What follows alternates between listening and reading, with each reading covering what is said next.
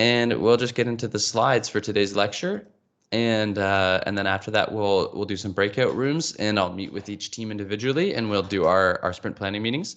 But first, let's talk about the basics of monetization and different business models we can have with our apps. So as we go through these slides, I want you guys to be thinking specifically of the apps that you're developing within your teams, and which revenue model you might lean towards or you might want to use. I don't think, and remind me, I might have covered this with you guys just because we were making good progress last semester. Did we talk about the different types of revenue models last semester? I don't believe so, no. Okay. Yeah, okay. I just want to make sure. So as part of your sprint 5, I believe it's sprint 5. We did sprint 4 last before Christmas. So sprint 5 will be the sprint that we're starting today. It'll be a 2-week sprint. So you'll work this week until next, and then you'll have one more week after that before we have our first sprint review meeting. This competitive matrix is going to be part of your submission. Okay, so take a good look at it here, and this slide will always be here if you want to base it off of this and get some inspiration.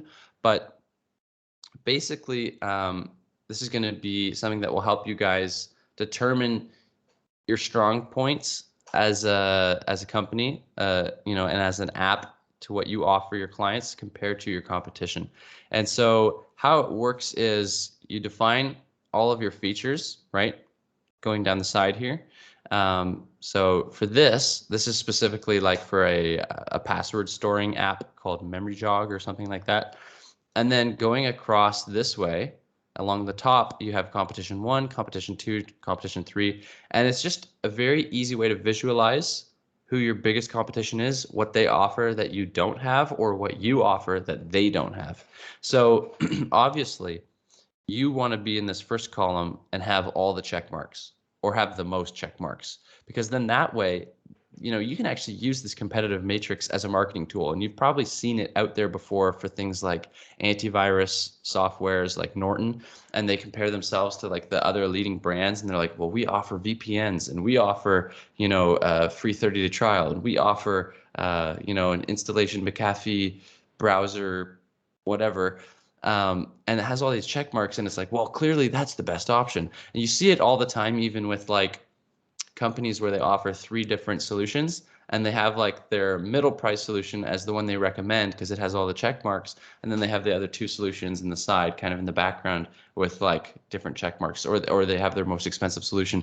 So you want your company to be the one that has the best, right? All the features. So we can see here, this one stores passwords, it autofills them, it has a password generator, it has encryption, easy cloud backup, it has all of these things. And then as we go through the list, the competition, competition number 5, we can see they only have some of them. They checked off, it stores passwords, it has encryption, cloud backup, and a desktop version or a web version. So we can tell right away as a client, if this was a marketing thing, that competition 1 is the app to download, right? So not only is this a good marketing tool, it's also a great tool for you to know what your strengths are and what to focus on as a feature that you're building in your app. Or maybe you can see, competition 3, 4, 5, and 6 all have something called a recycle bin, and I don't have that. Well, maybe I should add that.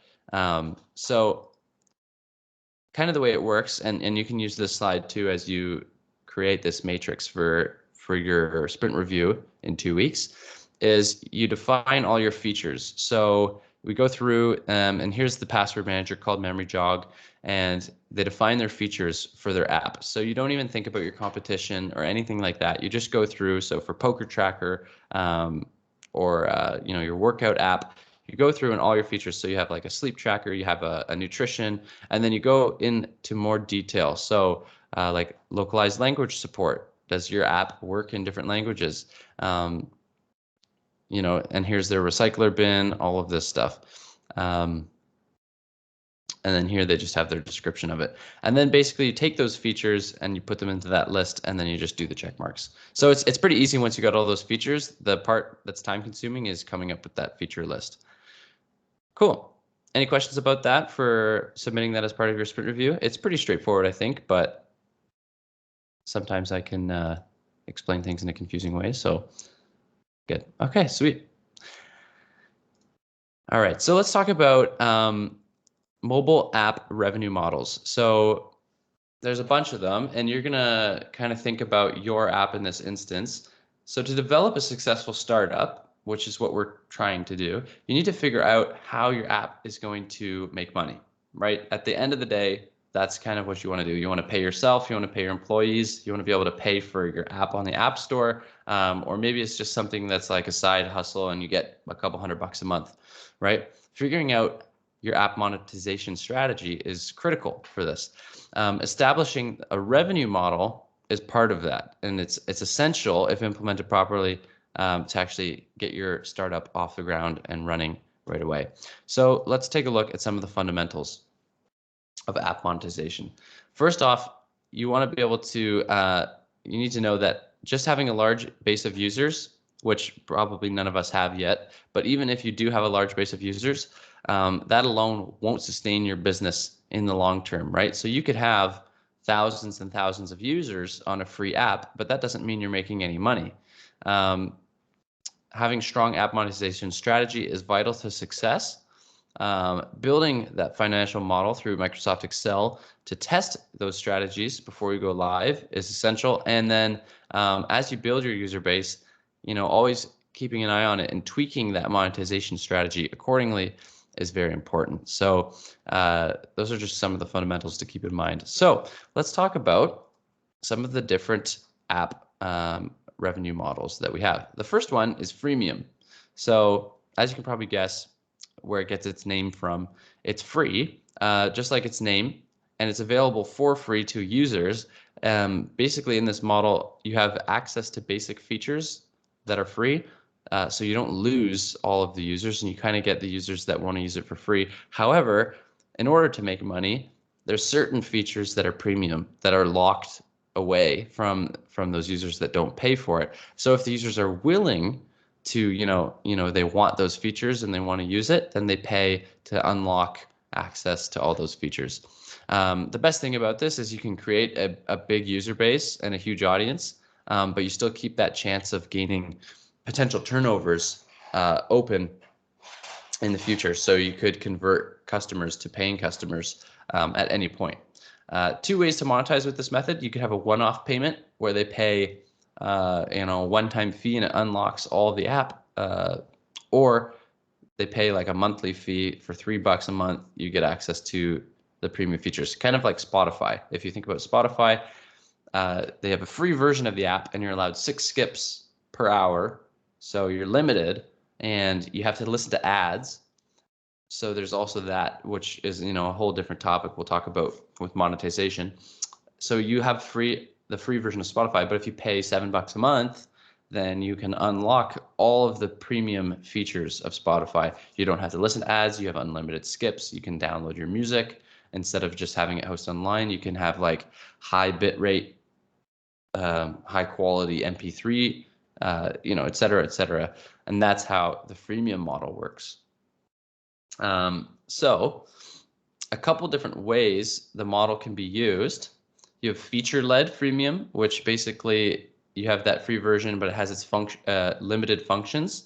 So they can access additional functions at a certain price. So an example is Minecraft operating under a model where the users can save the worlds, but only the worlds that they've created on the pro version. So you can't save it if you're on the free version. Then there's capacity limited freemium. So that's where the users can use your app for free until they've reached an allotted capacity. So if you think about like Google Drive or OneDrive or Dropbox, where you get 15 gigabytes, and then once you hit that amount of storage, you can't exceed it without paying a cost. So you pay the $2 a month to get 100 gigs. Or like Apple's, what is it called? Their online storage. I'm totally blanking on it right now, but same idea as Google Drive. And then the last one is limited offer freemium, where you get the free version of your app for a limited amount of time under a free trial. So that could be something like Amazon Prime, where you get your first 30 days, and then you don't get free deliveries, you don't get the Prime benefits, you don't get Amazon Prime Video. After 30 days, you have to pay for it.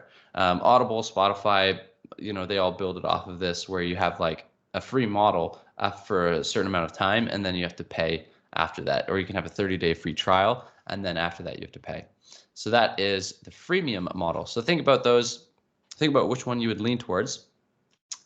Then, like I said earlier, there's in-app advertising, which is a completely different ballgame.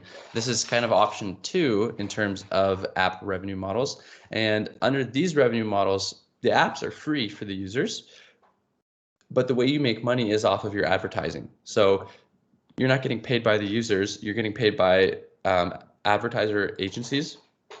And we'll talk about how to do app advertising and add advertising to your apps in another lecture. Today we're going to talk about like what it is and kind of the basics of how it works and how you make money. But basically the goal is you get enough users and enough data from those users that data is going to be shared with you as the publisher, and then in place, you kind of trade that data to marketing campaigns or marketing agencies who then target advertising to a certain profile of user that's on your app. So if you have like an app that's based around money or something like that, like if it's like a budget tracker app, and you want to put ads in it, you might get advertising from banks or advertising from brokerages and stuff like that. If you have a game, then you might get advertising from other games, and it just depends. So you kind of exchange that data with the marketing companies in turn to get money or get paid from those companies for the data you're sharing. Based on a study, it said that almost 53% of global app users click on ads placed in apps. I don't know about you, I definitely have used apps before where there's been in-app advertising, and I try not to click them, but sometimes my fat thumbs just click it anyways. So maybe that's how that 53% gets there. Cool. Number 3 is the paid app model. So this is basically just what it sounds like. In order to even download the app, you have to pay right up front. This is kind of like any product on the market. So if you want to buy something from a store, you got to pay for it.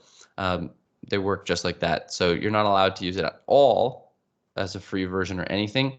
So with this model, the app has to be like top-notch quality. You have to have completely finished, completely like everything's perfect.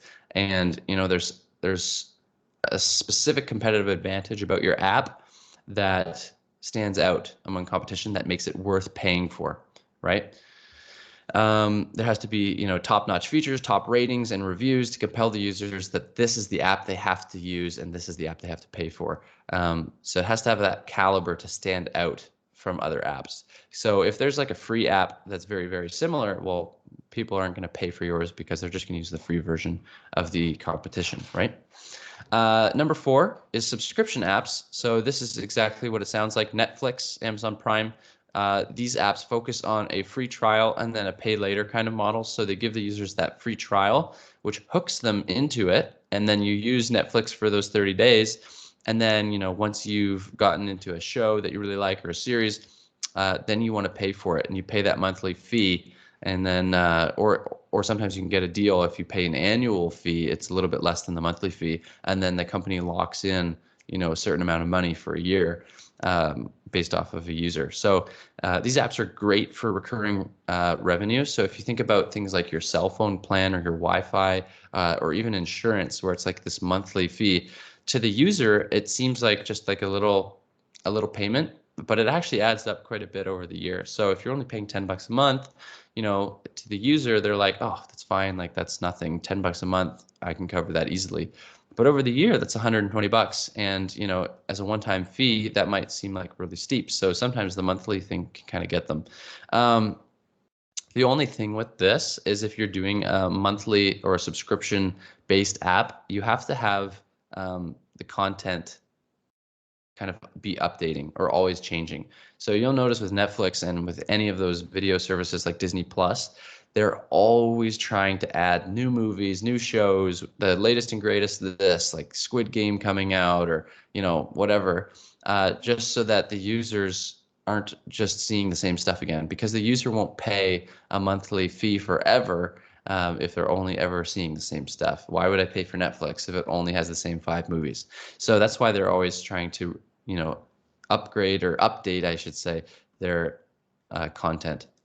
Number 5 is sponsorship apps. So this is kind of a more fresh concept in the app monetization world, where advertisers give rewards or like awards to the users for using the app. And basically, the more they use the app, the more they can earn. This keeps the users happy and satisfied, and they're also benefiting from using the app. So it kind of starts to invest and earn more. As they earn more, you earn more. So the way it would work is something like, if you've ever used Google Rewards, Google Rewards is like a survey app where you can get asked a question, and in return for answering and providing data for Google to base whatever they use the data for, you get an actual credit to your Google Play account store. So you can, some questions might be worth like 30 cents or like $1 or something. And you get $1 that you can spend on the Play Store on like an app or whatever. And they can do that because they own the Play Store, right? So they can give that credit out. You could have it where you give out like a little $5 gift card to Amazon or something like that, where people can use a $5 Tim's card, and you pick one person random per month. I know there's an app in Canada called Gas Buddy, and it tracks all the gas station prices.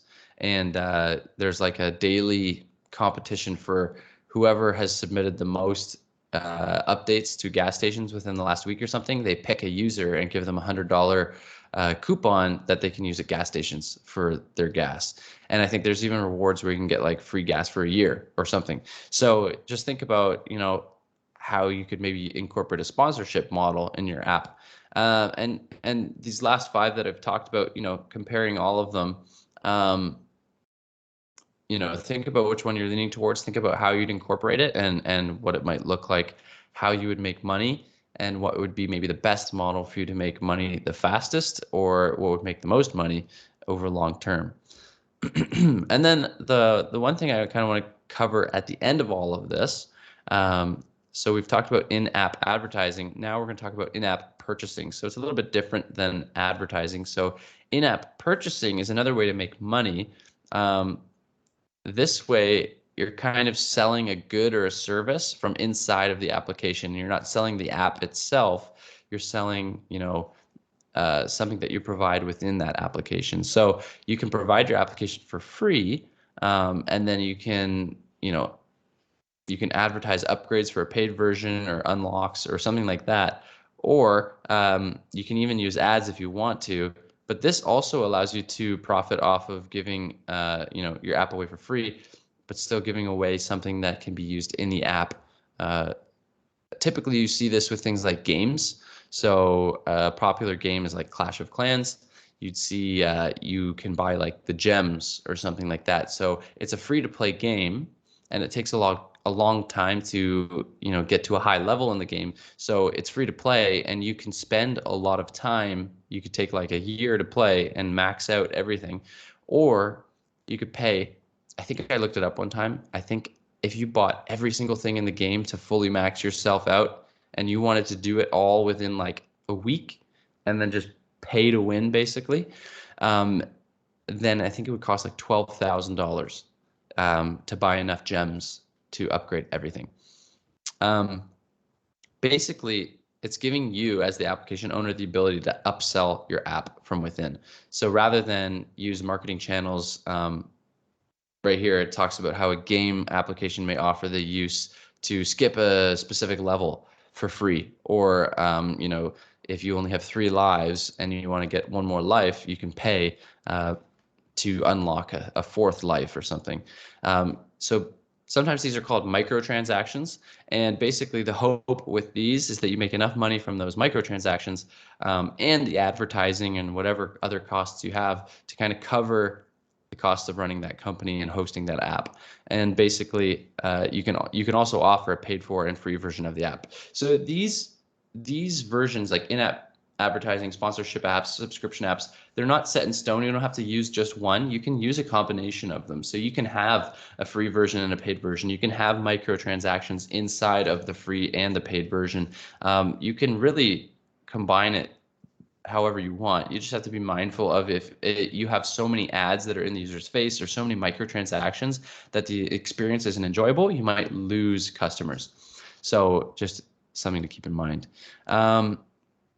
Another thing to keep in mind with in-app purchasing is you have to be a little bit careful with Google Play and iTunes allowing users to download apps with in-app purchasing.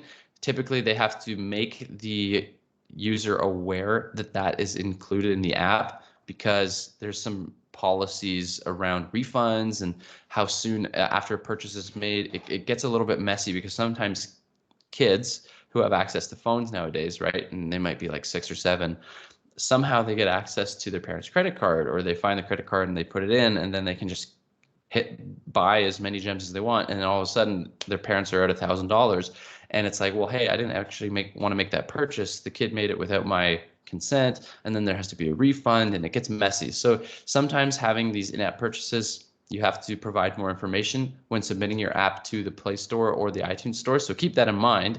It doesn't mean steer away from it at all. It just might be a bit of extra work to get it to actually be approved. You can make in-app purchases part of the freemium model, or you can also make purchases through an application where they don't have to visit a separate website to conduct the transaction. In fact, attempting to conduct a sale by redirect to an external website violates terms of most app stores. So what this is talking about here is you have to purchase it through the app specifically. You can't go through a different website because basically it prevents Apple or prevents Google from collecting a percentage of the commission. So I think on any in-app purchase, Google and Apple take 30% of it. So if you're selling, 100 gems to level up your character and it's $5, they're going to take, $2 from you, or like $1.80, and then you get to keep the $3.20 in exchange for hosting your app on the App Store. So that's in-app purchasing. Some criticisms behind in-app purchasing. Sometimes it can result in security issues because usernames and passwords and stuff, you need to be able to store that information securely, as well as credit card information. And you want to be able to email receipts.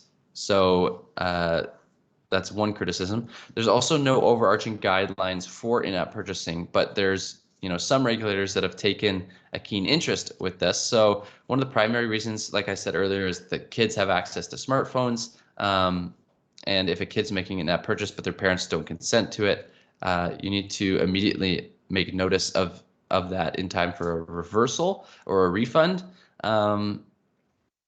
And sometimes parents get really upset because these in-app purchasing ads sometimes target children, right? So these are some of the criticisms behind in-app purchasing that you just need to be aware of. But key takeaways with in-app purchasing. You can read these if you want, but I think it's pretty straightforward. And then here's just a couple, other keynotes to keep in mind. If you're selling in-app purchasing or IAPs, you can refer to them. Yeah, we'll talk about setting up a Google Wallet and a merchant account another day, so I'm not going to cover that, as well as the billing API. Yeah.